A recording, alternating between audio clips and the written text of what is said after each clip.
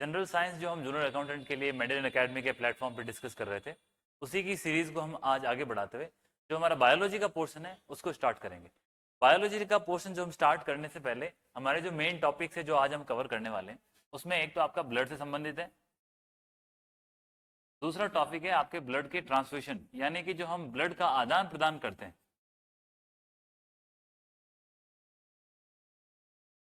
उससे जुड़ा हुआ है। और इसके साथ जो हमारे ब्लड के टाइप्स होते हैं उनको देखेंगे, कौन सा ब्लड ग्रुप है किसको डोनेट कर सकता है, कौन किससे रिसिप्ट कर सकता है, और ये सारी चीजें क्यों आवश्यक है। इसके अलावा जो RH फैक्टर, ये भी हमारे सिलेबस के अंदर मेंशन है। तो ये तीनों चैप्टर को हम आज की इस क्लास में देखेंगे, समझेंगे, और किस प्रकार से जो आपके प्रश्न आ सकते हैं उन प्रश्नों को टैकल करने का हम प्रयास करेंगे।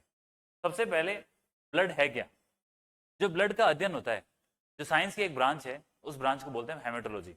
और इस मेडिकल साइंस के अंदर हेमेटोलॉजी जो होता है वो ब्लड का अध्ययन करता है। ब्लड के अध्ययन में हमें मेन दो ब्रांचेस मिलती है, उसके अंदर लिक्विड फॉर्म होती है, इसके बाद में कुछ हमारे सॉलिड पार्टिकल्स भी होते हैं, उनको हम इंडेक्स में जाके बाद में डिवाइड करेंगे। यहाँ पे आपको ब्लड का दो तीन चीज समझने की जरूरत है। जो हमारी ह्यूमन स्ट्रक्चर है वो किससे बना है, सेल्स को।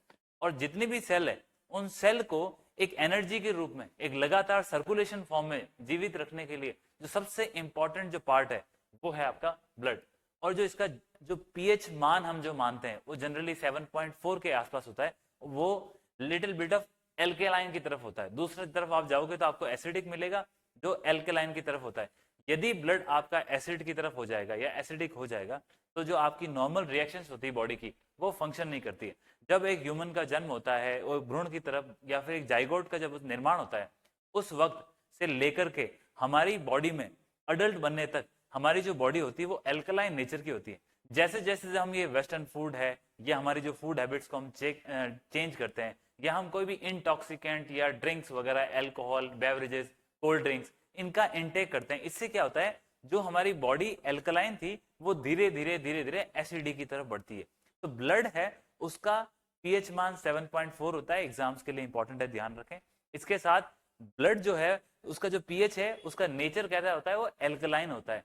गलती से कहीं आप ये ना कर दे कि वो एसिडिक है। एसिडिक ह्यूमंस के लिए सर्वाइवेबल नहीं है। और ये जो ब्लड है हमारी बॉडी में लगभग 7 से 8% होता है। जो हमारी टोटल बॉडी का जो वेट है उस वेट का लगभग 7 to 8%, 8% हम जनरली मानते हैं, लेकिन ऐसा कुछ फिक्स नहीं है क्योंकि मेल, फीमेल, अडल्ट, जो ओल्ड एज के हैं उन सब में ये डिफरेंस होता है। यदि हम बाय वॉल्यूम देखें कि इसकी मात्रा कितनी होती है, तो यदि हम वॉल्यूम देखें तो ये लीटर्स के अंदर लगभग 5 से 6 लीटर तो हमें पुरुषों के अंदर मिलेगा और 4 से 5 लीटर इसको हमें फीमेल्स में देगा। जब भी यदि आपने कभी ब्लड का टेस्ट कराया होगा, उसकी रिपोर्ट आई होगी, तो वहां पे आपके पास कुछ आंकड़े दिखाए होते हैं। उसके अंदर एक आंकड़ा होता है कि हीमोग्लोबिन। और जनरली आपने देखा होगा कि आम बोलचाल की भाषा के अंदर इसको हम परसेंटेज में दिखाते हैं कि हमारी बॉडी के ब्लड में कितना हीमोग्लोबिन है।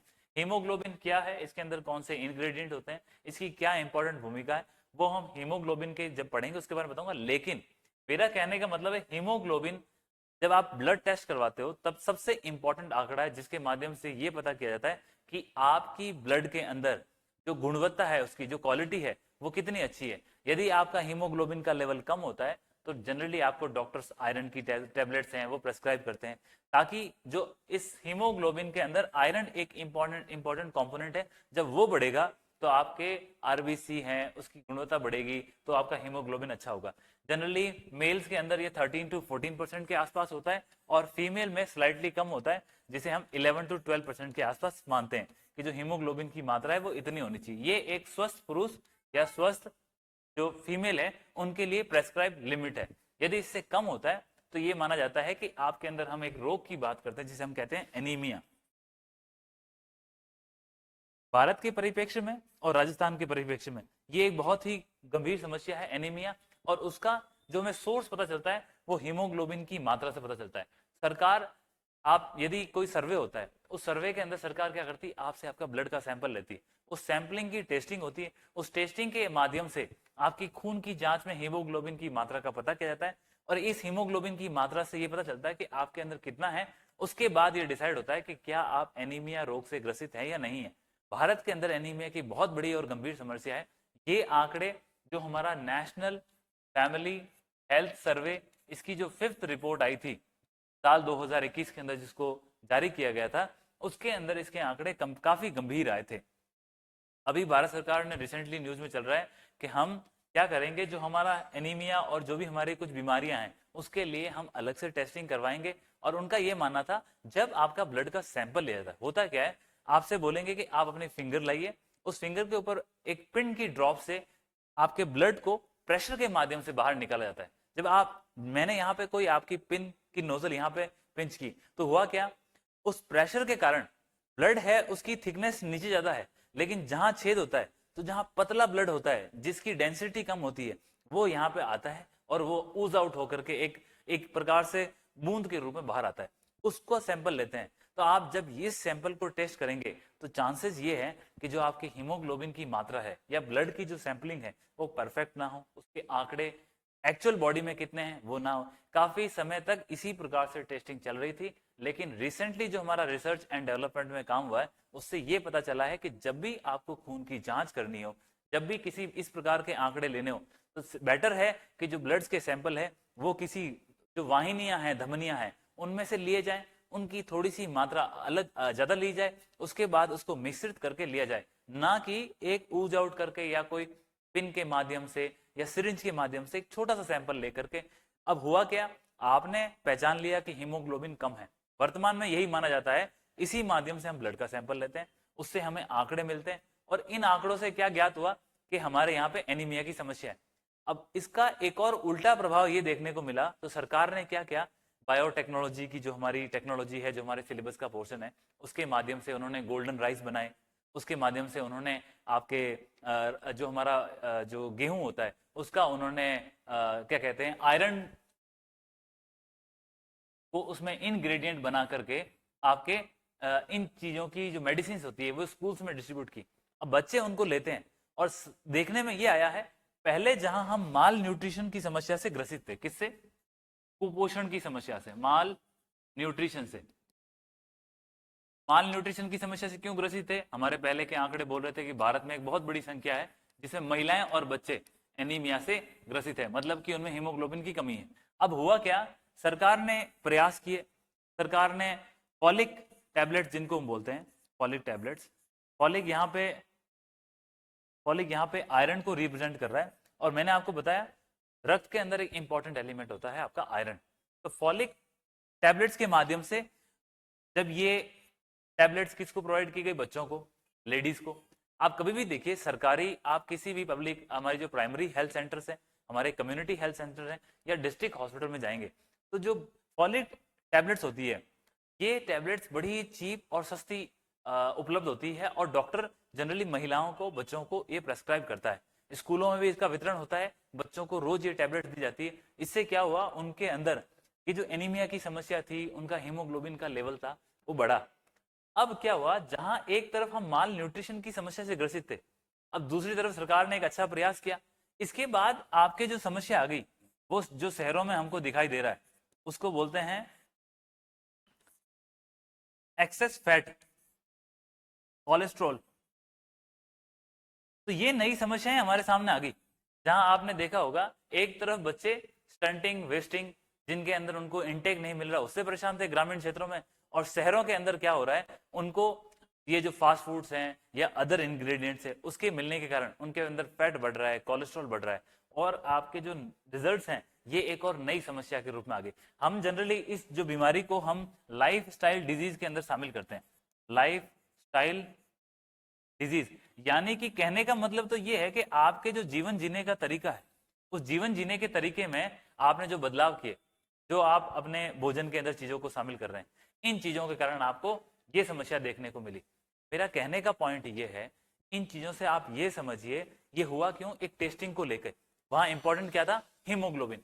हम यहाँ जो हमारी बात थी उससे वापस हमारे हीमोग्लोबिन पे आते हैं, हीमोग्लोबिन पे आता है, तो ये हम यहाँ पे डिस्कस करते हैं। तो आपको बता दिया स्टडी ऑफ ब्लड है वो हेमेटोलॉजी जिसके अध्ययन को कहते हैं।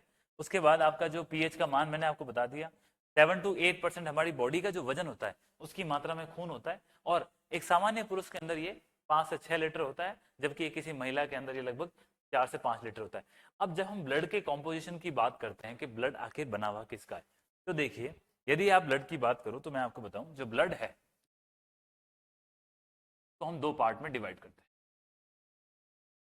हैं। एक जो होता है लिक्विड स्टेट में होता है, द्रव की अवस्था में होता है, और दूसरा जो होता है उसमें आपके सॉलिड पार्टिकल्स होते हैं।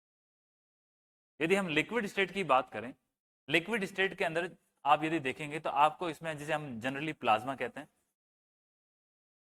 और यदि हम सॉलिड स्टेट की बात करें तो जिसकी हम बात करते हैं आरबीसी है, डब्ल्यूबीसी है, प्लेटिलेट्स है, ये सारे के सारे कंपोनेंट किस में आते हैं, सॉलिड में, और ये किस में आता है, लिक्विड में।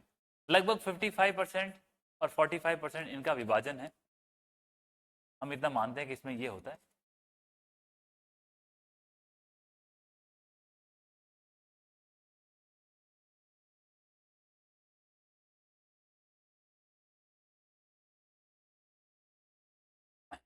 जो लिक्विड पोर्शन होता है जिसे हम प्लाज्मा कह रहे हैं वो लगभग 55% के आसपास होता है, और जो हमने सॉलिड पार्टिकल्स बताए जिसमें आपका आरबीसी है, डब्ल्यूबीसी है, प्लेटलेट्स है, इसको साइंटिफिकली हम बायोलॉजिकली जब बात करें इसके लिए अदर नाम से वो भी आपको दिखाऊं। आप बेसिक तरीके से किसी भी चीज को समझने का प्रयास करें। जब भी आप बेसिक तरीके से किसी भी चीज को समझने का प्रयास करेंगे तो गलती होने की संभावनाएं कम होती है। ज्यादा साइंटिफिक नाम के चक्कर में पढ़ के आपको यहाँ रिसर्च में नहीं लगना है। मैंने सिंपल बताया, ब्लड, ब्लड के अंदर एक लिक्विड पोर्शन होता है यानी कि द्रव की अवस्था में, उसी ब्लड का आधा पोर्शन होता है वो सॉलिड या ठोस में होता है।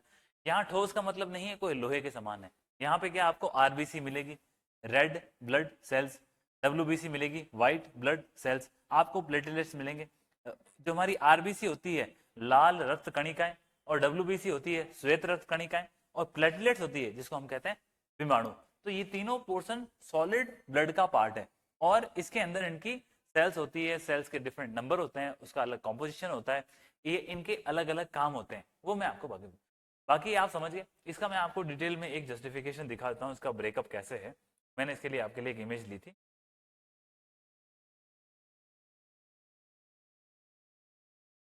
ये देखिए। यदि हम ब्लड के कॉम्पोजिशन की बात करें, जितना आपके शरीर में रक्त है, रक्त का काम क्या है, रक्त आपके शरीर में जितनी भी कोशिकाएं हैं, जितनी भी आपकी सेल्स हैं, उनके लिए जो सप्लाई का काम करता है, सर्कुलेशन का काम करता है। और ये जो ब्लड का सर्कुलेशन का काम है, ये 24/7 और इनटू आपकी लाइफ, जब तक ये चल रहा है आपकी लाइफ है। जिस समय इसका सर्कुलेशन रुक गया, आपकी बॉडी एक लिविंग से नॉन लिविंग एलिमेंट बन जाती है। तो ब्लड के अंदर प्लाज्मा मैंने बताया 55% के आसपास। उसके बाद मैंने आपको यहाँ पे ब्लड का जो ये कॉर्प्यूस्कल्स जो लिखा है, इसका मतलब है कणिकाएं। रक्त में कौन सी कणिकाएं होती है, तो मैंने आपको 3 कणिकाएं बताई थी, आरबीसी, डब्ल्यूबीसी, प्लेटलेट्स। आरबीसी को हम क्या बोलते हैं, एरिथ्रोक्राइट्स, डब्ल्यूबीसी को हम लियोकाइट्स, और जो प्लेटलेट्स होते हैं उनको बोलते हैं हम थ्रोम्बोबायोकाइट्स। तो ये साइंटिफिक नेम याद करने से बेटर है आप आरबीसी, डब्ल्यूबीसी, प्लेटलेट्स याद रखें। ये सॉलिड का पार्ट है, ठोस का पार्ट है। प्लाज्मा की बात करोगे जो 55% मिलता है, ये परसेंटेज जरूर याद रखें। आपने कोविड की दौरान आपने ये देखा होगा, जब कोविड का इशू चल रहा था, तब जब समस्या काफी गंभीर थी, जिन लोगों को काफी सीरियस था, उनके अंदर क्या ब्लड को ट्रांसफ्यूट कर रहे थे, तब ये वर्ड का काफी इस्तेमाल हुआ था प्लाज्मा का। तो इसलिए आप याद रखें कि आज भी इसकी रिलेवेंस है, क्योंकि कोविड से हम पूरी तरह से बाहर नहीं निकले। अब आप देखिए, इसके बारे में मैंने बता दिया, जो ब्लड होता है स्लाइटली एल्कलाइन होता है, 90 to 90% इसके अंदर पानी होता है, वो बता चुका हूँ। 8 to 10% ये सॉल्यूट होता है। डन। उसके बाद ये कुछ अलग चीजें होती, इतनी इंपॉर्टेंट नहीं है, जैसे कुछ गैसें भी मौजूद होती है, वो ऑक्सीजन और कार्बन डाइऑक्साइड। ऑक्सीजन क्या करती है, जो आपकी आरबीसी होती है खून के अंदर, उनका जो मूवमेंट होता है वो ब्लड के अंदर ऑक्सीजन के की होने के कारण ही होता है, और कार्बन डाइऑक्साइड ब्लड उसी को लेकर के बाहर निकालता है। तो ये दोनों गैसें इसके अंदर होती है। इसके बाद जो हमारी बॉडी से जो वेस्ट निकलता है, जैसे यूरिया है, यूरिक एसिड है, अमोनिया है, ये सारी की सारी चीजें भी इस ब्लड के माध्यम से ही नॉन प्यूरिफाई होकर के हमारे अदर जो बॉडी के पार्ट्स हैं उनसे बाहर निकलती है। तो ये कुछ इंपॉर्टेंट डाटा था जो मैंने आपको बताया। इसके अलावा प्लाज्मा, ब्लड सेल्स मैंने आपको बता दिया। मैंने आपको बताया जो प्लाज्मा है, जो लिक्विड है, यानी कि द्रव की अवस्था में है। इस द्रव्य अवस्था में आपको पानी मिलेगा 92%। इसके साथ जो डिजोल्व सब्सटेंस होते हैं जिसके कारण ये जो प्लाज्मा होता है थोड़ा जेल के टाइप का लगता है, जेल। ये जेल का कारण इन सब्सटेंसों की वजह से ही है जो 7 से 8% होते हैं। इसके बाद आप ये भी देख सकते हैं कि इसी जो डिजोल्व साल्ट जो जेल है उसके अंदर आपको साल्ट मिलेंगे, उसके अंदर आपको ग्लूकोज, अमीनो एसिड्स ये सब मिलेंगे जो इसके फूड का काम करते हैं। आपको ब्लड के अंदर कुछ हार्मोन्स मिलते हैं तो वो प्लाज्मा का पार्ट होता है, और इसी प्लाज्मा के अंदर हमको प्रोटीन्स मिलते हैं जैसे कि फिब्रोनाइजन है और आपका एल्बुमिन, ये बड़ा फेमस प्रोटीन है। तो ये प्रोटीन क्या करते हैं, जैसे जो फिब्रोजन है वो हमारी क्लॉटिंग के लिए हेल्प करता है, जो रक्त का थक्का बनता है उसके अंदर ये भी हेल्प करता है। हालांकि रक्त का थक्का बनने के अंदर ये आपकी प्लेटलेट्स है ये भी हेल्प करती है, तो उस साइड से आपका ये फिब्रोनोसन है वो हेल्प करता है। इसके बाद जो एल्बुमिन है वो जितना हमारा ब्लड को ऑक्सीजन का लेवल कंट्रोल करता है, कितनी मात्रा चाहिए कितनी नहीं चाहिए, वो सारी की सारी चीजें हैं वो हमारे एल्बुमिन प्रोटीन के द्वारा मैनेज होती है। वेस्ट जो मैंने आपको ऑलरेडी बता दिया कि कार्बन डाइऑक्साइड है वो ब्लड के माध्यम से ही शरीर को बाकी अंगों में जाकर के उसका हमारे बॉडी से बाहर निकलती है, क्योंकि हमें क्या चाहिए होती है कार्बन डाइऑक्साइड, और आखिर में हमें चाहिए होती है ऑक्सीजन, और बाहर क्या निकालते हैं हम कार्बन डाइऑक्साइड। जो ऑक्सीजन हमें चाहिए होती है वो रेड ब्लड सेल्स के माध्यम से ही इनटेक में आती है, और इसी प्रकार से कार्बन डाइऑक्साइड का बाहर निकलता है। अब ब्लड सेल्स के बारे में हमने ऑलरेडी बात की थी। ब्लड सेल्स आप देख चुके हैं 45% के आसपास होती है। मैंने आपको बताया आरबीसी, डब्ल्यूबीसी और प्लेटलेट्स, तीनों के तीन काम है। देखिए सबसे पहले प्लेटलेट्स को किल करते हैं। प्लेटलेट्स क्या करती है, जब भी आपको चोट लगती है या आपके बॉडी से रक्त प्रवाह होता है, खून बाहर निकलता है, उस वक्त ये क्या करती है कि उस खून को हमारी बॉडी से बाहर जाने से रोकने के लिए एक क्लॉटिंग उसको टर्म को यूज करते हैं, यानी कि रक्त का थक्का बनने में मदद करती है, जिससे कि खून कंटिन्यूस बाहर नहीं जाए, क्योंकि बॉडी एक प्रेशर के सिस्टम पे काम कर रही है। जब हार्ट से, दिल से आपका प्रेशर जनरेट होता है और ब्लड है वो शरीर के बाकी पार्ट्स में जाता है।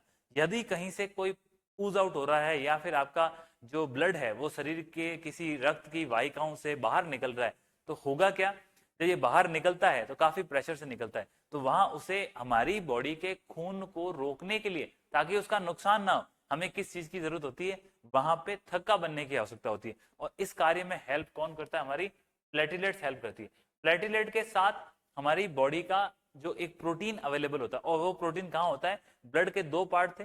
लिक्विड पार्ट कौन सा था आपका, लिक्विड पार्ट था हमारा प्लाज्मा। इस प्लाज्मा के अंदर आपके जो कुछ ठोस पदार्थ होते हैं या सब्सटेंस होते हैं जो इसको जेल फॉर्म बनाते हैं, उन सब्सटेंस के अंदर आपको प्रोटीन मिलेंगे। और जो फिब्रिनोजन हमारा प्रोटीन है वो प्रोटीन हमारे प्लेटलेट्स के साथ मिलकर रक्त का थक्का बनाने में काम करता है। ऐसे यदि आप इसको देखें तो ये कंप्लीट ब्लड है, परंतु ब्लड हमारे सिलेबस में है इसीलिए हमने इसको सेपरेट करके सोचा। तो इसका मतलब ये नहीं है कि सर ये तो इसका पार्ट है सॉलिड का, ये लिक्विड का पार्ट है, दोनों आपस में कैसे काम करेंगे। ये एक यूनिट है, ब्लड कंप्लीटली एक सिंगल इंडिविजुअल यूनिट है। आप अपनी नेकेड आंखों से, आप अपनी नंगी आंखों से कभी भी इस खून के अंदर कहाँ आपके प्लाज्मा है, कहाँ आपके व्हाइट ब्लड सेल्स है, कहाँ आपकी रेड ब्लड सेल्स है, इनको नहीं देख सकते। प्लेटलेट्स के बाद जो सेकंड इंपॉर्टेंट चीज है वो होती है डब्ल्यूबीसी, इसको हम बोलते हैं व्हाइट ब्लड सेल्स। मैं आपको इनकी संख्याएं भी बता सकता हूं कि आरबीसी कितनी होती है ब्लड में पर यूनिट, डब्ल्यूबीसी कितनी होती है, प्लेटलेट्स क्या होती है। हमारी एक भाई स्टूडेंट मैंने देखा है कि आप लोगों की एक आदत होती है, आप लोग आंकड़ों पे ज्यादा फोकस करते हैं। सबसे पहले क्या करिए, आंकड़ों पे फोकस करना है, लेकिन बाद में जब तक आपको एक पिक्चर नहीं समझ में आएगी, उस पिक्चर के जो अंदर कैरेक्टर्स हैं उनको जानने का प्रयास ना करें। सबसे पहले एक बड़ी पिक्चर को समझें। हमेशा ये कहा जाता है आप अपने माइंड में एक बड़ी पिक्चर बनाओ, जब वो पिक्चर बन जाए उसके बाद उसके अंदर कौन से इंग्रेडिएंट है वो देखो, फिर आपको समअप करने में, क्लोज करने में बड़ी आसानी होती है। तो यहाँ पे व्हाइट ब्लड सेल्स होती है, वो बाहर से यदि कोई भी ऐसी चीजें हैं, ये बॉडी है, बॉडी का एक खुद का एक इम्यून सिस्टम है। इम्यूनिटी हमारे सिलेबस का पार्ट भी है। इम्यून सिस्टम क्या करता है, इम्यून सिस्टम का काम होता है कि जो शरीर के अंदर अंदर से या बाहर से कोई भी आक्रमणकारी आ रहा है या कोई भी बाहर से एक फॉरेन एलिमेंट आ रहा है, उसको रोकना है, उसको नष्ट करना है, ताकि हमारा जो सिस्टम है वो चलता रहे, उसको किसी प्रकार का नुकसान ना हो। तो यहाँ पे जो व्हाइट ब्लड सेल्स होती है ये आपकी बॉडी में एक प्रकार से हमारे इम्यून सिस्टम को स्ट्रॉन्ग करने का काम करती है, और इसीलिए व्हाइट ब्लड सेल्स को हम डिफेंस भी कहते हैं या डिफेंस सेल्स भी कहते हैं। और इसके अंदर दो प्रकार की सेल होती हैं, एक जो हम जिसको टी सेल्स कहते हैं और दूसरा और बी सेल्स कहते हैं। जो टी सेल है, ये टी सेल्स को क्या करेगी आपका, जिस प्रकार जानते हैं कि कोई भी इंफेक्शियस चीज आ गई, जनरली टी सेल्स की हम डिस्कशन करते हैं कैंसर वगैरह के रोग में। जब किसी व्यक्ति को कैंसर होता है तो होता क्या है, हमारी सबसे पहले कैंसर क्या है, बाहर से आपके कोई भी एक कोशिका है उसकी ग्रोथ होने लग जाएगी, किसी भी सेल की ऐसी ग्रोथ होगी वो रुकेगी ही नहीं। तो वो ग्रोथ को रोकने के लिए हमारी बॉडी का डिफेंस सिस्टम वो एक्टिवेट होता है। और डिफेंस सिस्टम में क्या होगा, जो हमारी व्हाइट ब्लड सेल्स है, श्वेत रक्त कणिकाएं, वो उससे लड़ने का प्रयास करेगी। जब ये उससे लड़ती है तो इससे क्या होता है, ये टी सेल जनरेट करती है। ये टी सेल्स क्या करती है, उसको मारने का प्रयास करती है, किसको, जो बाहर से सेल्स आई है। लेकिन कैंसर की जो सेल्स है वो बड़ी पावरफुल सेल्स होती है, जब इसकी टी सेल्स थक जाती है उसके बाद हमारे बचने के चांसेस कम हो जाते हैं। इसीलिए कहते हैं तो कैंसर जो है वो एक जानलेवा बीमारी है। और रीजन क्या है, आपकी जो व्हाइट ब्लड सेल्स है जिसके अंदर एक क्षमता है लड़ने की, जब उसका ही पार्ट खत्म होने लग जाए तो फिर आपको बचाने के लिए बाहर से कोई मेडिकल सपोर्ट लेने पड़ता है। और जो बॉडी का खुद का एक इम्यून सिस्टम है, अंदर से एक लड़ने की क्षमता है, वो धीरे धीरे कम होती है। यदि आपके ब्लड में व्हाइट सेल्स जो हमारी ये WBC है, यदि वो कम होने लगती है तो आप नोटिस करोगे कि आपकी सेहत जो है उसमें गिरावट आएगी, आपको हल्की हल्की खांसी वगैरह इस प्रकार की स्लो बीमारियां होती है। जब आप ज्यादा और गंभीर समस्याएं होने लग जाए तो कोई भी नॉर्मल रोग आपको हो सकता है और वो आपके लिए जानलेवा बन सकता है। इसीलिए ब्लड एक इंपॉर्टेंट पार्ट है, इसीलिए आपके सिलेबस में भी है, और एज ए ह्यूमन बीइंग हमें इसके बारे में जानकारी भी होती है। और कभी भी डॉक्टर आपको कोई बुखार है, फीवर है, कोई भी चीज है, सबसे पहले यदि आपको टेस्ट प्रेस्क्राइब करता है तो बोलता है साहब खून की जांच करवा के लाइए।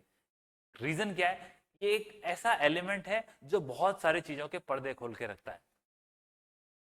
लिम्फोसाइट जो हमने बी सेल्स और टी सेल्स पढ़ी वो लिम्फोसाइट का पार्ट होती है, और दूसरा फेगोसाइट्स होती है। इतना इंपॉर्टेंट नहीं है, लेकिन आप ये जरूर याद रखिए कि व्हाइट ब्लड सेल्स में टी सेल्स होती है और बी सेल्स होती है। बी सेल्स जो हमारे हैं वो शरीर के अंदर एंटीबॉडी प्रोड्यूस करते हैं। एंटीबॉडी का काम क्या है, कोई भी चीज आई उससे लड़ने के लिए, उस बॉडी से लड़ने के लिए आपकी बॉडी से एक सैनिक निकला, उस सैनिक को आप क्या नाम दोगे, एंटीबॉडी। तो बी सेल्स है वो एंटीबॉडी बनाती है, और जो हमारी टी सेल्स है वो क्या करती है, कोई भी इंफेक्शन बाहर से आया, कोई भी सेल्स आई, उसको मारने के लिए कौन सी सेल्स चाहिए, आपको टी सेल्स। और यदि आपकी बॉडी की टी सेल्स कम हो रही है, इसका मतलब आपकी जो ब्लड है उसकी क्वालिटी रिड्यूस हो रही है। और यदि आपका ब्लड में कोई इश्यू आ रहा है, इसका मतलब आपके ओवरऑल जो बॉडी का है वो ढांचा खतरे में है। यहाँ आप इन चीजों को समझ गए होंगे। ये ब्लड का ढांचा हमने यहाँ पे कंप्लीट कर लिया। मोटा मोटी जो ब्लड का पोर्शन था वो हमारा खत्म हो चुका है। अब मैं आपको कुछ आंकड़े दूंगा। मेरे आपसे एक रिक्वेस्ट है कि इन आंकड़ों को ज्यादा ध्यान ना दें, क्योंकि ये आंकड़े काफी लिखे हैं, एग्जाम में इनसे प्रश्न बनने की संभावना कम है, फिर भी मैं आपको बता देता हूँ। प्लाज्मा ब्लड के हमने दो टाइप देखे थे, एक लिक्विड था और दूसरा सॉलिड था। लिक्विड को मैंने बोला था ये जो द्रव्य अवस्था में होता है ये लगभग 55% होता है, 55% के आसपास होता है। इस लिक्विड एलिमेंट ऑफ ब्लड को ही हम क्या कहते हैं, प्लाज्मा कहते हैं। अब ये है क्या, प्लाज्मा की डेफिनेशन लिखी है कि matrix of blood is called plasma. Matrix of blood क्या है, जो ये एक्चुअली ग्रेइश येलो कलर का एलिमेंट होता है। ये ज्यादातर लिक्विड फॉर्म में होता है, 92% के आसपास तो आपको इसके अंदर वाटर ही मिलेगा, उसी को हम प्लाज्मा कहते हैं। आप इतना ध्यान रखिए। जब कंपोजिशन क्या है, कंपोजिशन देखिए 90 से 92% पानी है और कुछ सॉलिड पार्ट है 8 से 10%। सॉलिड पार्ट को हम ऑलरेडी देख चुके हैं, इसके अंदर इनऑर्गेनिक, ऑर्गेनिक, कुछ प्रोटीन्स होते हैं, तो ये सारी चीजें हम इसको कवर कर चुके हैं। नेक्स्ट देखें, ये ब्लड कणिकाएं आ गई।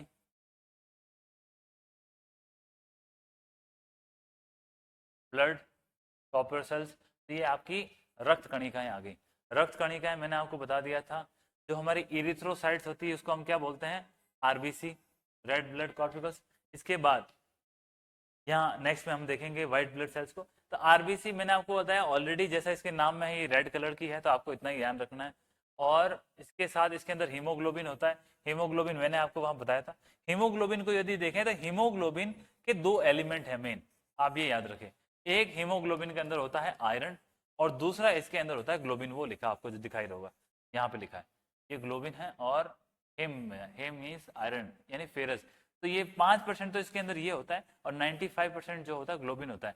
ग्लोबिन है कुछ नहीं, प्रोटीन से बना होता है, प्रोटीन की संरचना है, और इसके साथ आयरन होता है। ये एक बहुत इंपॉर्टेंट कंपोनेंट है जिससे पता चलता है कि आपके अंदर ब्लड कितना आपका कैसा है। अब ब्लड का एक मेन काम क्या है, ब्लड है वो ऑक्सीजन को कैरी करता है। ये आपको इसमें मैंने जो हाईलाइट कर रखा है ये इंपॉर्टेंट है। Oxygen transportation is main function of RBSE. अब शरीर, हम ये बोलते हैं हम ऑक्सीजन लेते हैं, हम कार्बन डाइऑक्साइड रिलीज करते हैं, हम पेड़ पौधे क्या करते हैं, वो अपना भोजन बनाते हैं तो कार्बन डाइऑक्साइड लेते हैं और वो ऑक्सीजन रिलीज करते हैं। इससे आगे बढ़िए, जो खून होता है उस खून का काम होता है कि जो हमने ऑक्सीजन श्वास के माध्यम से ली है उस ऑक्सीजन को आगे जाकर के हमारा खून हमारी बॉडी के जो भी जितने पार्ट्स है वहां तक पहुंचाता है, जिससे हमारी बॉडी का सर्कुलेशन हेल्थी रहता है। आरबीसी की जो लाइफ है, ये भी इंपॉर्टेंट सवाल है, आपके ऑब्जेक्टिव पेपर हैं, ऑब्जेक्टिव पेपर में सवाल बन सकता है। इसकी लाइफ 120 दिन होती है। तो आरबीसी का मेन काम क्या है, ब्लड का ट्रांसपोर्टेशन। दूसरा, इसकी लाइफ कितनी है, 120 दिन। नेक्स्ट, आरबीसी पार्ट किसका होता है, ये सॉलिड का पार्ट होता है। अब यहाँ पे देखिए आरबीसी होती कितनी है, मैं बताया 5.5 मिलियन पर क्यूबिक मिलीमीटर, 4.5 मिलियन पर क्यूबिक मिलीमीटर। ये किस में है, मेल में और फीमेल में। नंबर्स एग्जाम में नहीं आएंगे, टेंशन लेने की जरूरत नहीं है। यदि आपकी आरबीसी के नंबर्स कम आते हैं, इसका मतलब आपको कौन सी समस्या है, एनीमिया। जो हमारी रेड ब्लड सेल्स के नंबर्स कम आने का मतलब क्या है, आपके अंदर हीमोग्लोबिन की मात्रा कम है। हीमोग्लोबिन की मात्रा कम है, इसके मतलब आपके अंदर कौन सा रोग है, एनीमिया। ये तीन चीज याद रखनी है, ऑक्सीजन ले जाने की क्षमता, 120 दिन इसकी लाइफ, और इसके साथ यदि आपकी आरबीसी कम आती है तो इसका मतलब आप में क्या है, एनीमिया। एनीमिया शरीर के अंदर लोहा कम होने से होता है, और लोहे की जानकारी कहां से मिलती है, हमको हीमोग्लोबिन से मिलती है। हीमोग्लोबिन के अंदर जो हेम लिखा है वो लोहे को इंडिकेट करता है। इसी के साथ जो हमारी अडल्ट, जब हम किशोर होते हैं, किशोर अवस्था के अंदर जो आपकी बॉडी के अंदर रेड सेल्स बनती है, जो हमारी आरबीसी बनती है, ये कैसे बनती है, ये आपके बोन मेरो से बनती है। बोन मेरो काफी रेयर और एक इंपॉर्टेंट एलिमेंट है। नेक्स्ट देखिए, हाँ एक ये याद रखिएगा, जो आरबीसी है हमारी बॉडी के इस पार्ट में, यहाँ पे आपको लेफ्ट एब्डोमेन में, यहाँ पे हमारा स्प्लीन होता है। स्प्लीन बॉडी के एक पार्ट का नाम है। स्प्लीन में पूरी बॉडी में जितनी भी आरबीसी है वो उसका जाके यहाँ पे अंत होता है। तो ये आप याद रखिए, destruction of RBC occur in spleen. तो स्प्लीन को क्या कहते हैं, इसका ग्रेवयार्ड कहते हैं। ग्रेवयार्ड यानी कि कब्रिस्तान। स्प्लीन को हमारे शरीर का कब्रिस्तान कहते हैं, क्योंकि वहां जाके वो आरबीसी को खत्म करता है। आगे देखिए, ये हो चुका है। अब आगे हम व्हाइट ब्लड सेल्स में, श्वेत रक्त कणिकाओं में। श्वेत रक्त कणिकाओं का सबसे इंपॉर्टेंट काम क्या है, ये शरीर की रक्षा करती है। कैसे करती है, मैंने आपको बी सेल्स और टी सेल्स के बारे में बताया था। व्हाइट ब्लड सेल्स को हम, जो हमारी इसकी केमिस्ट्री की लैंग्वेज में इसको ल्यूकोसाइट्स कहते हैं। और व्हाइट ब्लड सेल्स सबसे इंपॉर्टेंट चीज है, इसके अंदर कोई कलर नहीं होता, ये कलरलेस होती है। जिस प्रकार से आपने आरबीसी देखी, आरबीसी का कलर कैसा है, रेड है। आरबीसी की लाइफ कितनी है, 120 दिन है। और आरबीसी खत्म कहाँ होती है, स्प्लीन में जाके खत्म होती है। आरबीसी काम क्या करती है, ऑक्सीजन को लेके जाती है। और यदि आपकी आरबीसी की काउंट कम आई, इसके मतलब आपको एनीमिया की समस्या है। एनीमिया कैसे आंकड़े बदलता है, हमारे हीमोग्लोबिन की मात्रा कम होने से। और हीमोग्लोबिन में आप सुधार कैसे कर सकते हो, वो आप आयरन का इनटेक लेके। सारी चीजें एक साथ जुड़ी हुई है, एक साथ बता दी, इसका मतलब आरबीसी खत्म हो गई। नेक्स्ट हम किस पे आए, व्हाइट ब्लड सेल्स पे, श्वेत रक्त कणिकाओं पे। श्वेत रक्त कणिकाएं क्या करती है, हमारी शरीर की रक्षा का काम कौन करती है, डब्ल्यूबीसी करती है, व्हाइट ब्लड सेल्स करती है। और ये कैसी होती है, कलरलेस होती है, इनके अंदर कोई कलर नहीं होता है। तो ये याद रखिए, जो शरीर की रक्षा करेगी वही हमारे शरीर की जो एक क्षमता है, संवर्धन क्षमता है, जो इम्यूनिटी है, उसको बढ़ाती है। इम्यूनिटी आपके सिलेबस में है। तो हमारी बॉडी को इम्यूनिटी कौन देती है, सुरक्षा कौन देती है, व्हाइट ब्लड सेल्स। ये इसके कंपोनेंट हैं, टीएलसी। उसके बाद मैंने आपको जैसे बताया कि जो व्हाइट ब्लड सेल्स होती है, इसके अंदर हम इसको क्या बोलते हैं, ल्यूकोसाइट्स। तो टीएलसी क्या है, टोटल ल्यूकोसाइट्स कितनी है आपकी बॉडी में, तो टोटल ल्यूकोसाइट लगभग 6000 से 8000 मिलियन हमारा जो पर एम क्यूब इसमें होनी चाहिए। ल्यूकोसाइट्स हम देख चुके हैं, ये इसके कुछ कंपोनेंट्स हैं, इतने इंपॉर्टेंट नहीं है। अब एक ल्यूकेमिया कैंसर, जो ब्लड का कैंसर होता है, आपने बीमारी सुनी होगी कि साहब उसको कैंसर है, किसका, बोला उसको खून का कैंसर है। इसका मतलब उसकी जो व्हाइट ब्लड सेल्स है उसके अंदर ल्यूकेमिया है। जो क्या होता है, इसका एक जो हमारी टीएलसी है, टोटल जो हमारी ल्यूकोसाइट्स है, इसके नंबर्स में अब नॉर्मली एकदम बहुत ज्यादा वृद्धि हो जाती है, जिस कारण से ही हमें ब्लड कैंसर होता है।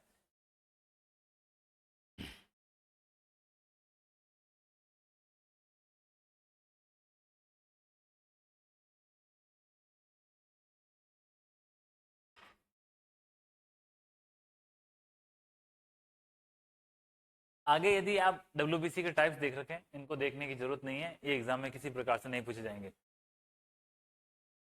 ये एक्चुअली जो पीडीएफ है ये आपको चैनल में मिल जाएगी, मैं वहां पे इसको टेलीग्राम चैनल जो उसमें लिंक में दे रखा, वहां इसको पोस्ट कर देंगे।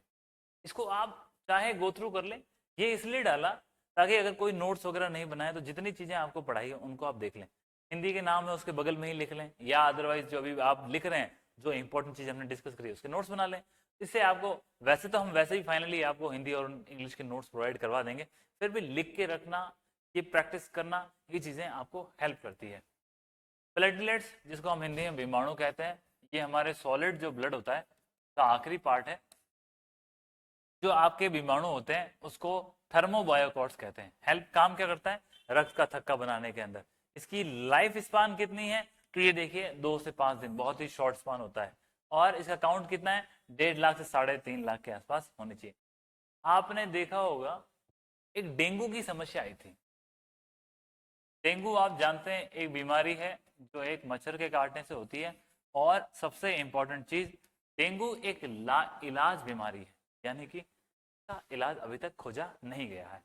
यहाँ आपको डेंगू इसलिए बता रहे हैं, जब हम डेंगू का टेस्ट करते हैं तो पहले आपको पता ही नहीं होता कि सर आपको डेंगू होता क्या है। डेंगू में आप कमजोर होगे, आपको बुखार आएगा, आपकी शरीर की कैपेसिटी खत्म हो जाएगी, पानी का लेवल आपकी बॉडी में गिर जाता है, ये कुछ लक्षण होते हैं। लेकिन आपको डेंगू है कि नहीं कैसे मालूम चलता है, डॉक्टर क्या बोलते हैं, सबसे पहले आप ब्लड का टेस्ट करो। आप गए ब्लड का टेस्ट कराने, आपकी आई रिपोर्ट, रिपोर्ट में डॉक्टर देखता है कि आपकी प्लेटिलेट्स कितनी हैं, आप में विमाणु कितने हैं।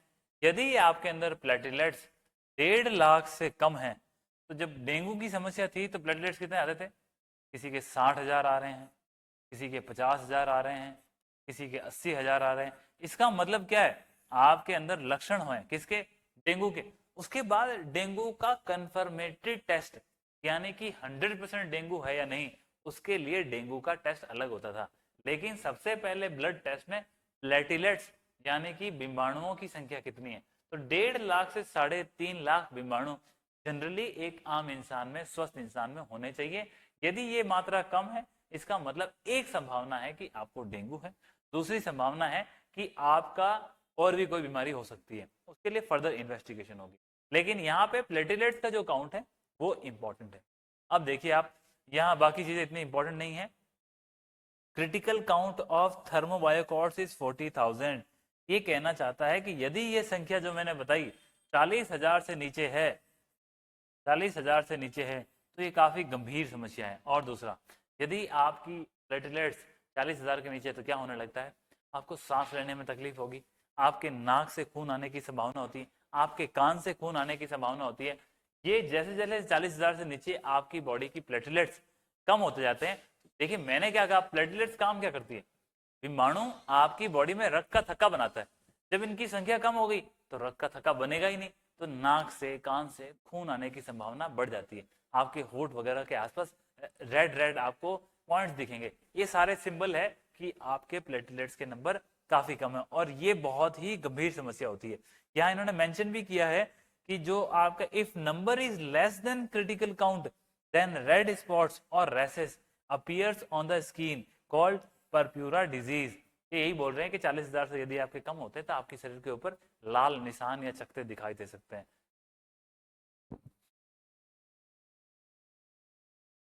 नेक्स्ट आपका टॉपिक है ब्लड ग्रुप को लेके। ब्लड ग्रुप को मैं आपको पहले सिंप्लीफाइड कर दूं, उसके बाद हम सीट्स पे चलेंगे। आप जानते हैं टोटल ब्लड ग्रुप कितने होते हैं, 4, ए, बी, ए बी ओ, ये 4 ब्लड ग्रुप्स होते हैं। चारों ब्लड ग्रुप्स का आप कैसे डिटरमाइन करोगे कि ये ब्लड ग्रुप है नहीं? मैंने आपको बताया था हमारी बॉडी के अंदर ब्लड जो है उस ब्लड के 2 पार्ट है। एक क्या है आपका लिक्विड पार्ट है, द्रव की अवस्था है, एक आपका सॉलिड पार्ट। जब हम सॉलिड पार्ट की बात करते हैं उसमें क्या आती है आपकी आरबीसी, इसका एक कंपोनेंट। यहां से मैंने आरबीसी को उठाया, तो ये मान लीजिए एक आरबीसी है, ये मैंने एक आरबीसी बनाई, मतलब कि एक रेड ब्लड सेल से एक लाल रक्त कणिका। इस रेड ब्लड सेल्स के ऊपर एक प्रोटीन होती है, और ये जो प्रोटीन की बनी हुई संरचना है, ये जो प्रोटीन की बनी हुई संरचना है, इसकी पहचान करते हैं तो हम जानते हैं इसी प्रोटीन को हमने एंटीजन नाम दिया है, एंटीजन से बनी होती। तो हम इस एंटीजन की आइडेंटिफिकेशन करते हैं कि ये इसके अंदर कौन सा एंटीजन है। जब हम रेड ब्लड सेल्स लेते हैं, सेल्स को लेने के बाद हम देखते हैं उसके अंदर कौन सा एंटीजन है। इस एंटीजन से आपको पता चल जाएगा कि आपका ब्लड ग्रुप कौन सा है। यदि आपका ए ब्लड ग्रुप है तो आपके अंदर जो एंटीजन होगा वो ए मिलेगा। तो हम क्या करते हैं, क्योंकि दोनों को सेम कैपिटल लेटर से नहीं दिखा सकते, इसलिए इसको किससे दिखाते हैं, स्मॉल लेटर। कहने को एक्चुअल तरीका क्या है, आप ब्लड का सैंपल लोगे, ब्लड का सैंपल लेके उसमें आप मिलाओगे एंटीजन से, यदि उसके अंदर एंटीजन की अवस्थिति ए है, इसका मतलब आपका ब्लड ग्रुप भी ए है। आप समझ गए। परंतु चूंकि हम जानते हैं ए बी और ओ 4 ही ब्लड ग्रुप्स होते हैं, तो ए ब्लड ग्रुप में आपको एंटीजन कौन सा मिलेगा, ए। बी के अंदर आपको एंटीजन मिलेगा बी। ए बी के अंदर आपको एंटीजन दोनों मिलेंगे ए बी, और ओ के अंदर आपको एंटीजन मिलता ही नहीं है। अब इसके बाद जिस बॉडी में आपको एंटीजन मिला, तो हमने ब्लड ग्रुप की बात करी ए बी और ओ, और इसके अंदर एंटीजन कौन से हैं, ए ब्लड ग्रुप के अंदर ए एंटीजन, बी के अंदर बी, ए बी के अंदर ए बी। अब जो एंटीजन होता है उसका उल्टा आपको क्या मिलेगा, एंटीबॉडी। तो ए ब्लड ग्रुप में एंटीजन ए है तो आपका एंटीबॉडी क्या होगा, बी। बी ब्लड ग्रुप में आपका एंटीजन कौन सा है, बी, तो आपका एंटीबॉडी कौन सा होगा, ए। देखिए मैं उल्टा लिख रहा हूं, आप ज्यादा कंफ्यूज नहीं होना, बिल्कुल सिंपल तरीके से लेना है। ये ब्लड ग्रुप्स है, ये उस ब्लड ग्रुप के अंदर एंटीजन है। एंटीजन और एंटी जो ब्लड ग्रुप है वो इसी एंटीजन से ही ब्लड ग्रुप की पहचान होती है। मैंने रिवर्स लिखा है। और जो आपका एंटीजन होगा उसका उल्टा क्या होगा, एंटीबॉडी। तो ए का उल्टा क्या होगा, बी, बी का उल्टा क्या होगा, ए। अब ए बी के अंदर क्या है, आपका एंटीजन कौन सा है, ए और बी है, इसका मतलब एंटीबॉडी क्या होगा, जब दोनों ही एंटीजन है तो इसके अंदर एंटीबॉडी भी नहीं। और ओ के अंदर चूंकि एंटीजन कोई नहीं है, इसका मतलब एंटीबॉडी कौन सी होगी, ए और बी। सबसे पहले आप ये देखिए, ये सिंपल कंसेप्ट है, ये सिंपल कंसेप्ट है। इससे आप ये आइडिया लगा लीजिए, इससे आप ये आइडिया लगा लीजिए कि 4 ब्लड ग्रुप्स हो गए, कौन से ब्लड ग्रुप में अंदर कौन सा एंटीजन है और उसके अंदर कौन सा antibody. Simple, no logic, no chemistry, no लोचा, सिंपल तरीके से आप इसको समझ। स्क्रीनशॉट ले लें, सिंपल सवाल आते हैं कई बार जो आपको ऐसे हेल्प करेंगे। एक बार स्क्रीनशॉट ले ले प्लीज।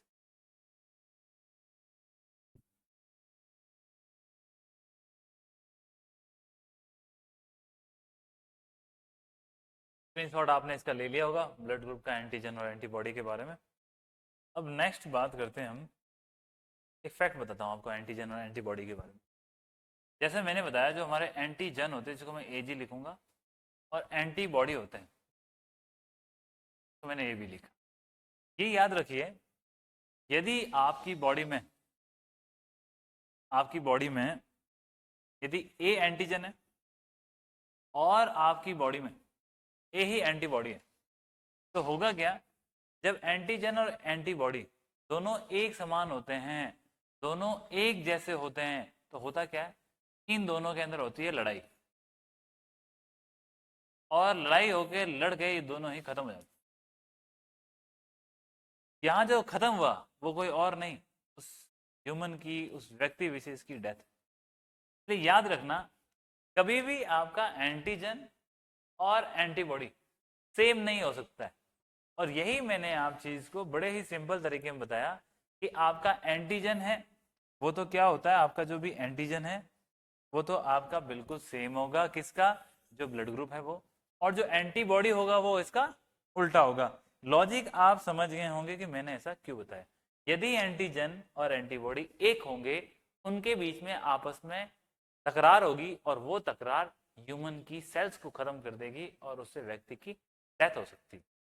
तो जब हम डोनेशन की बात करते हैं, जब हम बोलते हैं ब्लड ट्रांसफ्यूशन, ब्लड ट्रांसफ्यूशन, ये सिलेबस में डायरेक्टली लिखा है, ये सिलेबस में डायरेक्टली लिखा है ब्लड ट्रांसफ्यूशन, यानी कि जो हम इसको आप ये मान सकते हैं कि ब्लड का डोनेशन या ब्लड का स्थानांतरण, ट्रांसफ्यूशन, एक बॉडी से दूसरी बॉडी को देना।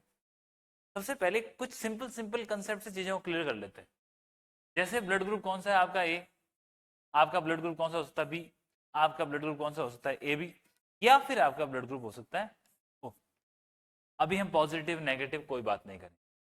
तो आप जानते हैं ये हमारे नॉर्मल प्रैक्टिस में चलता है, जिसका ब्लड ग्रुप ए है उसको खून कौन दे सकता है, यहाँ पे मैं लिख देता हूं दाता, यानी कि डोनर, डोनर मतलब कि जो खून देने वाला है, और यहाँ पे मैंने लिख दिया ग्राही या फिर रिसिप्टर, जो कि क्या करेगा, खून लेने वाला है। क्लियर। अब आप देखिए, जब डोनर की बात करते हैं, यदि आपका ब्लड ग्रुप, आपको खून लेना है और आपका ब्लड ग्रुप ए है, तो आपको खून कौन से दे सकता है, आपको खून दे सकता है ए। यदि आपका ब्लड ग्रुप कौन सा है बी, आपको बी और आपको खून चाहिए तो आपको खून दे सकता है कौन, बी। यदि आपका ब्लड ग्रुप कौन सा है ए बी, तो आपको खून कौन दे सकता है, ए बी। और यदि आपका ब्लड ग्रुप कौन सा है ओ, तो आपको खून कौन दे सकता है, ओ। इसका मतलब जिस व्यक्ति का जो ब्लड ग्रुप है उसको दूसरे व्यक्ति वाले ब्लड ग्रुप दे सकते हैं। बात ये नहीं है कि दे सकते हैं, और बात ये भी है कि हम सब जानते हैं। इंपॉर्टेंट ये है कि ऐसा क्यों है। तो ये याद रखिए, मैंने आपसे कहा था एंटीजन और एंटीबॉडी दोनों अलग अलग होने चाहिए। यदि एक होंगे लड़ेंगे और व्यक्ति की डेथ हो सकती है। ए को ए वाला दे सकता है। अब यहां पे इस ए के पास कौन सा एंटीजन है, इसके पास ए है सर।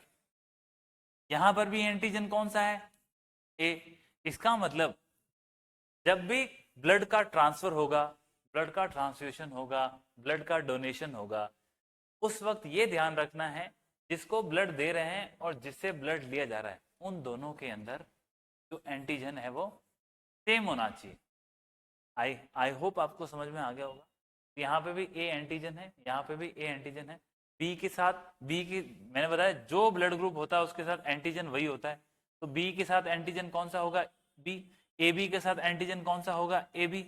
और ओ के साथ कोई भी एंटीजन नहीं होता है, dash.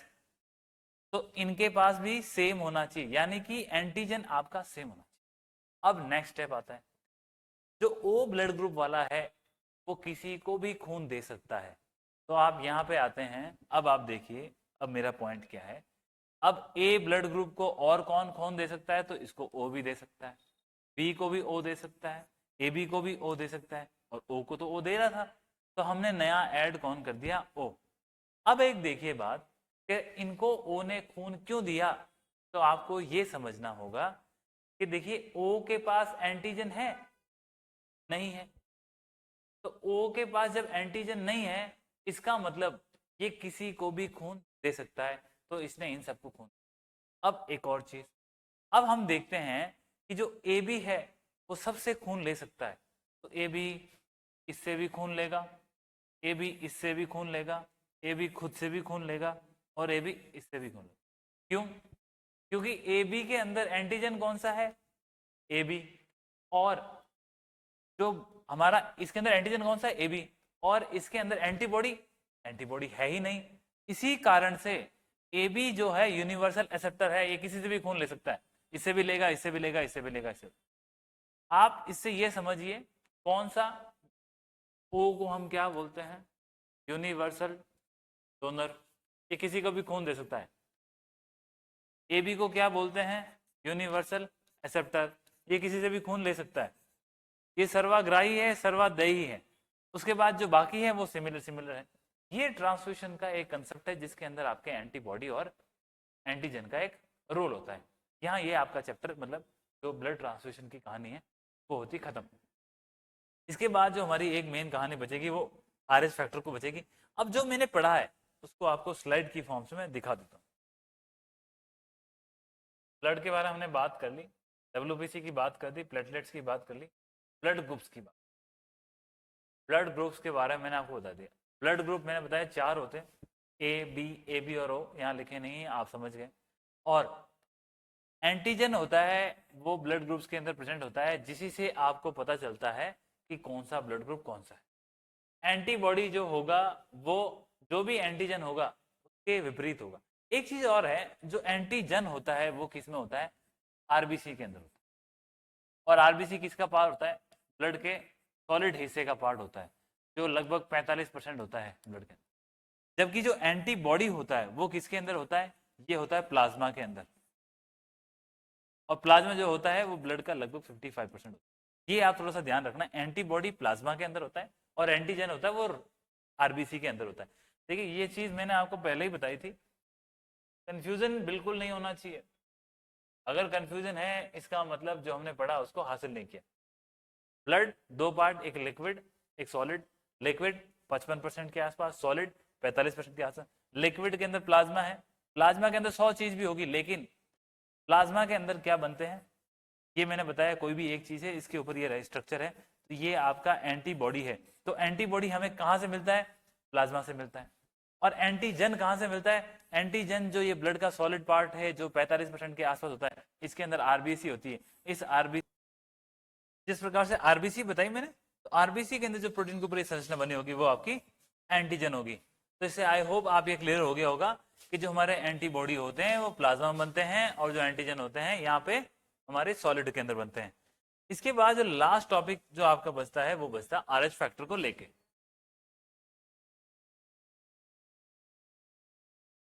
RH factor, RH factor काफी इंपॉर्टेंट हमारा टॉपिक है। आरएच फैक्टर की आपकी क्लैरिटी होनी चाहिए। आरएच फैक्टर की क्लैरिटी के साथ ही आप आगे अपने जो यूनिवर्सल डोनर, यूनिवर्सल एक्सेप्टर, उसके अंदर बिल्कुल क्लीन क्लैरिटी लेके आ सकते हैं। बाकी हो चुका है। नेक्स्ट देखिए, जब आरएच फैक्टर की बात करें, सबसे पहले जो हमारी ये आरएच जो नाम दिया था वो रेसिस बंदर के नाम पे दिया था। ये बंदर की एक प्रजाति थी जिसके अंदर जब एक्सपेरिमेंट कर रहे थे, फीमर, फीमर रेसिस मंकी था, तो मंकी की ये ब्रीड है, उस मंकी की ब्रीड के ऊपर ये रिसर्च कर रहे थे। तो रीसस बंदर की प्रजाति है। जनरली ये जो बंदर होते हैं ये लाल मुंह वाले बंदर होते हैं।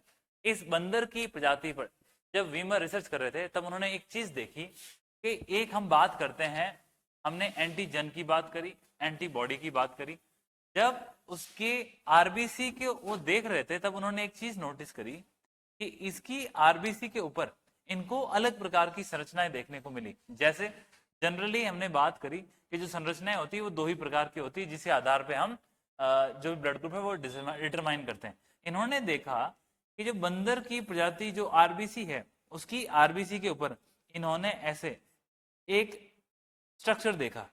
ये स्ट्रक्चर जो एग्जिस्टिंग स्ट्रक्चर होता है, ये तो क्यूबिकल होता है या कोन टाइप होता है, ये तो ऑलरेडी होता था, लेकिन इन्होंने देखा, मान लीजिए ये इस बंदर का ब्लड ग्रुप ए था,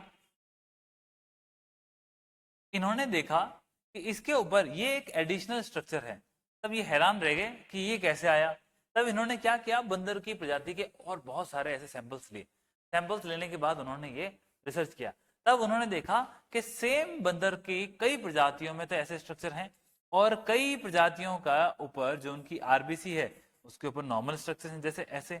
तब ये देखने के बाद उन्होंने फाइनल किया कि जिन बंदर की रीसस प्रजाति के ऊपर इस प्रकार के स्ट्रक्चर पाए जाते हैं उनको तो आपने नाम दिया आरएच पॉजिटिव, और जिनके ऊपर नहीं पाए जाते हैं उनको नाम दिया आरएच नेगेटिव। तो यहाँ पे नहीं थे तो आरएच नेगेटिव और यहाँ पे थे तो आरएच पॉजिटिव। इस प्रकार से ये रीसस बंदर के कारण, क्योंकि आरएच नाम क्यों दिया, जिस प्रजाति के ऊपर रिसर्च चल रहा था उसका नाम था रीसस, और इसी के आधार पे आरएच फैक्टर का डिटरमिनेशन हुआ। यदि हम आरएच को देख लें और डिटेल्स के अंदर, तो आप देख सकते हैं ये वीनर का काम था, 1940s की बात है। तो इन्होंने एक आरएच एंटीजन को एक्स्ट्रा देखा, कहां पे, आरबीसी के ऊपर। और सबसे इंपॉर्टेंट चीज क्या है, इन आंकड़े से इंपॉर्टेंट चीज है, एक चीज आप याद रखना, एक बीमारी होती है लेडीज के अंदर, वो प्रेगनेंसी के दौरान होती है, जिसे हम नाम देते हैं इरिथ्रोफ्रोब्लास्टोसिस, इरिथ्रोथ्रोब्लास्टोसिस। और इस बीमारी का संबंध किससे, आरएच फैक्टर से। ये प्रेगनेंसी से संबंधित है। होता क्या है, जब यदि कोई महिला पहली बार प्रेग्नेंट हुई है और उस महिला का जो ब्लड ग्रुप है, मान लीजिए मदर का ब्लड ग्रुप कौन सा है, आरएच नेगेटिव है, और फादर का ब्लड ग्रुप कौन सा, आरएच पॉजिटिव है। आप ये देखिए दोनों का ब्लड ग्रुप डिफरेंट है, यानी कि एक में आरएच नेगेटिव है और एक के अंदर आरएच पॉजिटिव है। पॉजिटिव और नेगेटिव आरएच से ये समझ रहे होंगे कि एक एडिशनल संरचना बायोलॉजी की लैंग्वेज में अगर होती है तो उसे पॉजिटिव कहते हैं, और यदि नहीं होती तो उसे नेगेटिव कहते हैं। केमिस्ट्री में पॉजिटिव नेगेटिव का मतलब अलग होता है। यदि किसी ने कोई इलेक्ट्रॉन है अगर किसी को दान किया है, डोनेट किया है, तो वो क्या हो गया, वो पॉजिटिव बन जाएगा, और यदि किसी ने उधार लिया तो वो नेगेटिव हो जाएगा। लेकिन यहाँ पे क्या होता है, यहाँ पॉजिटिव का मतलब होता है कि कोई चीज है, और नेगेटिव का मतलब है वो चीज नहीं है। तो आरएच पॉजिटिव का मतलब ये है कि एक आरबीसी के ऊपर एडिशनल संरचना थी, तो उसका नाम क्या दिया गया, आरएच पॉजिटिव। तो फादर तो आरएच पॉजिटिव है और जो मदर है वो आरएच नेगेटिव है। तो इससे क्या हुआ, इनसे जो बच्चा होता है, तो फर्स्ट टाइम जब बच्चा होगा तो वो ऑफस्प्रिंग के पास क्या होगा, वो आरएच पॉजिटिव हो सकता है, वो बच्चा सरवाइव करेगा इस फर्स्ट प्रेगनेंसी के अंदर। लेकिन जब उसकी डिलीवरी होती है, लेकिन जब उसकी डिलीवरी होती है, डिलीवरी के वक्त उन दोनों के मिलने से अंदर उनके अंदर एक आरएच एंटीबॉडी बन जाता है, और इस आरएच एंटीबॉडी के बनने के कारण जब नेक्स्ट टाइम वही महिला सेकंड बार प्रेग्नेंट होती है, तब उस आरएच एंटीबॉडी के साथ रिएक्शन होने के कारण उस बच्चे की प्रीमेच्योर डेथ हो जाती है। क्योंकि जब फीटस बनता है वो एक झिल्ली के अंदर होता है, और जब डिलीवरी के टाइम 8th मंथ या 9th मंथ में जब भी डिलीवरी का टाइम होता है, उस वक्त क्या होता है, वो फीटस उस झिल्ली से बाहर आता है, जिस कारण से उसका जो ब्लड है, उनकी ब्लड का आपस में कोलूजन होता है, और कोलूजन से सेकंड जब डिलीवरी होती है तो उस वक्त डेथ हो जाती है। ये एक रीजन है, कई बार ऐसा देखने को मिलता है कि जो फर्स्ट डिलीवरी के बाद सेकंड डिलीवरी किसी भी उन लेडीज को नहीं हो पाती जिनको इरिथ्रोब्लास्टिसिस की समस्या होती है। इसका उपचार भी होता है। इरिथ्रोब्लास्टिसिस का उपचार इस प्रकार से होता है कि प्रीमेच्योर डिलीवरी कराई जाती है। जैसे जब आपकी झिल्ली फटने वाली होती है तो उस वक्त क्या करते हैं, 8th मंथ या 9th मंथ से पहले ही 7th या 8th मंथ में उसकी प्रीमेच्योर डिलीवरी करवा लेंगे, और जैसे ही प्रीमेच्योर डिलीवरी करवाएंगे, उस डिलीवरी से बच्चा झिल्ली फटने से पहले ही बाहर लाएंगे, उसको एक आर्टिफिशियल एनवायरनमेंट के अंदर कुछ टाइम रखेंगे, और इस प्रकार से ये सक्सेसफुल डिलीवरियां करवाई जाती है। तो ये आरएच फैक्टर को लेके एक इंपॉर्टेंट इवेंट था। आरएच फैक्टर आप समझ गए। एक और चीज याद रखिए, हम जब बात करते हैं यूनिवर्सल डोनर की, इसकी यूनिवर्सल डोनर की, जो सर्वदाता है, उस सर्वदाता की जब बात करते हैं तो हम जानते हैं कि जो ओ ग्रुप ऐसा है जो किसी को भी ब्लड दे सकता है। लेकिन एक चीज यहाँ पे याद रखिए, इस ओ ग्रुप के साथ में, इस ओ ग्रुप के साथ में यदि नेगेटिव आरएच फैक्टर है तो वो सबसे बड़ा यूनिवर्सल डोनर है। नेक्स्ट, जो हम यूनिवर्सल एक्सेप्टर की बात करते हैं, यूनिवर्सल एक्सेप्टर यानी कि जो सर्वग्राही है, जिसको सबसे खून ले सकता है, उसको हम जनरली ए बी कहते हैं। लेकिन यदि ए बी के अंदर उसका पॉजिटिव आरएच फैक्टर है तो वो सबसे ले सकता है। मेरा कहने का मतलब, आपसे परीक्षा में प्रश्न पूछा गया, परीक्षा से क्या प्रश्न पूछे गए वो भी आप देख लीजिए। आपसे प्रश्न पूछा गया कि निम्नलिखित में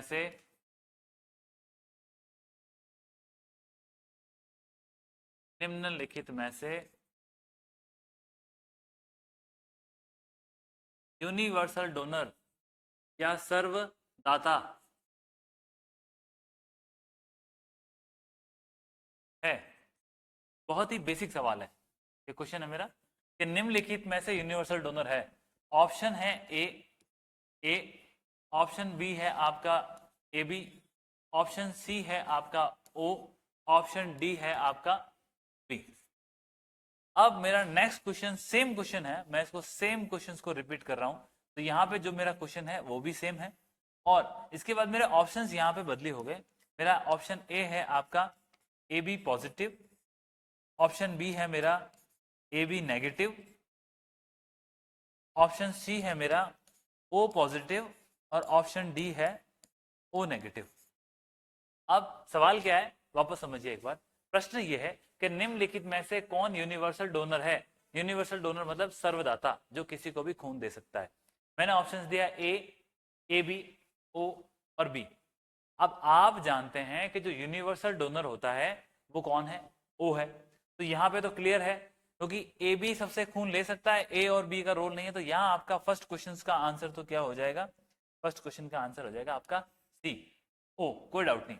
सेकंड क्वेश्चन बोलता है कि निम्नलिखित में से यूनिवर्सल डोनर यानी कि सर्वदाता कौन है। ऑप्शन बदल गए, यहाँ ए बी भी है और ओ भी है, ओ पॉजिटिव भी है और ओ नेगेटिव भी है।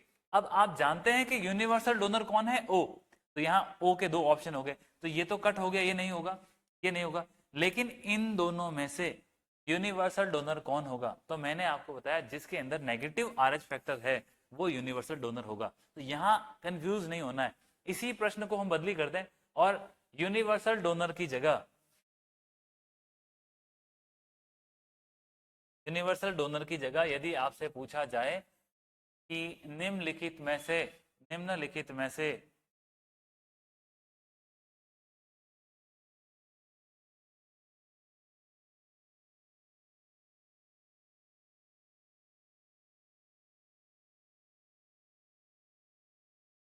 प्रश्न आपसे ये पूछा गया कि निम्नलिखित में से सर्वग्राही है, सर्वग्राही है जो सबसे खून ले सकता है। तो ऑप्शन से आपका ऑप्शन ए क्या है, A B positive, option B है आपका A B negative, option C है आपका ओ पॉजिटिव, और ऑप्शन डी है आपका ओ नेगेटिव। अब जानते हैं आपको, जब मैंने ब्लड लेने की बात करी तो ओ तो देने वाला है, तो ये कट हो गया, ये भी कट हो गया, तो ये दोनों ऑप्शन हट गए। लेकिन पीछे ऑप्शन क्या बता, ए बी पॉजिटिव और ए बी नेगेटिव। जिसके अंदर RH पॉजिटिव होता है वो सबसे खून ले सकता है। और कैसे डिसाइड किया कि जिसके अंदर RH पॉजिटिव होता है वो सबसे खून ले सकता है। आप देखिए ए बी के अंदर क्या होगा, जब पॉजिटिव है इसका मतलब इसके ऊपर ये संरचना ऑलरेडी थी, इसके ऊपर और एक और संरचना इस प्रकार की है, तो मतलब दोनों प्रकार की संरचनाएं इसके ऊपर मौजूद है, तो ये किसी से भी ले सकता है। तो आपका आंसर क्या हो जाए, ए बी पॉजिटिव। इस प्रकार के प्रश्नों को आप टैकल करें। हमारे ब्लड से रिलेटेड 3 टॉपिक थे। एक था आपके ब्लड के बारे में, दूसरा था ब्लड के ट्रांसफ्यूशन के बारे में, और तीसरा जो था वो आपके था RH फैक्टर को लेकर। ये आप 100% मान के चलो कि इनमें से प्रश्न बनने की पूरी संभावना है। इसको आप बिल्कुल लाइट ना ले। ये ऐसा पोर्शन है, जैसे मैंने आपको बताया था पिछली क्लासेस में, कि जो हमारे कुछ सेरिकल्चर, एपीकल्चर, उसके बाद हमारा फॉरेस्ट्री, फ्रूट्स, वेजिटेबल्स, सीरियल्स, ये जो टॉपिक्स थे उनसे प्रश्न बनने की संभावना रिलेटिवली कम है। लेकिन ये टॉपिक ऐसा है जिससे प्रश्न बनने की पूरी संभावना है। इसको आप सीरियसली लें, नोट्स बनाएं, और नोट्स बनाने के साथ ही आप उसका रिवीजन करें। साइंस की जो हमारी क्लासेस चल रही है, हम ऑलमोस्ट सिलेबस खत्म कर चुके हैं। 2 क्लासेस की और रिक्वायरमेंट है। तो ये जो नेक्स्ट क्लासेस है वो आपके डेली बेसिस पे आ रही है। जब से मैंने आपको प्रॉमिस किया तब से कंटिन्यूस आ रही है। 10 जुलाई तक का प्रॉमिस था, 10 जुलाई से पहले आपका कोर्स खत्म कर दिया जाएगा। इसी के साथ प्लीज हमारे जो एफर्ट्स हैं उसको लाइक करें, शेयर करें, सब्सक्राइब करें, और क्लासेस जरूर देखें। कोई आपको इसमें कोई अपडेट चाहिए, किसी प्रकार की हेल्प चाहिए, टेलीग्राम चैनल पे जिसका लिंक डाउन दे रखा है उसको आप वहां लॉग इन करके जुड़ के नोट्स भी ले सकते हैं और कमेंट्स कर सकते हैं। अदरवाइज आप यहाँ पर भी कमेंट डाल सकते हैं। थैंक यू, नेक्स्ट क्लास में मिलेंगे। Best of luck.